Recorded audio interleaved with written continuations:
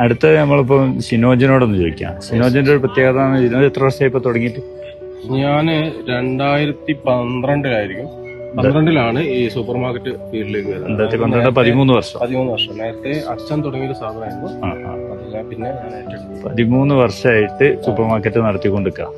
അപ്പൊ അതില് പിന്നെ ഷിനോജിന്റെ അഭിപ്രായത്തിൽ നമ്മൾ ശ്രദ്ധിക്കേണ്ട ഒരു പ്രധാനപ്പെട്ട ഒരു പോയിന്റ് പറയുകയാണെങ്കിൽ ഏത് പോയിന്റാ പറയാ? നമ്മൾ സൂപ്പർ മാർക്കറ്റ് ബിസിനസ് നടത്തിക്കൊണ്ട് പോകുമ്പോൾ അത് വിജയിപ്പിക്കാൻ വേണ്ടിയിട്ട് അതിൽ നമ്മൾ ശ്രദ്ധിക്കേണ്ട പ്രധാനപ്പെട്ട ഒരു പോയിന്റ് എന്തായി?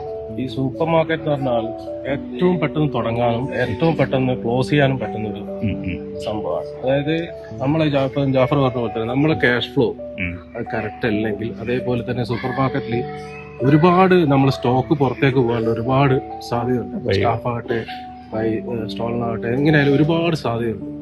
അതൊക്കെ ഒരു പൂർണ്ണ 100% നമുക്ക് ശരിയാക്കാൻ പറ്റില്ല.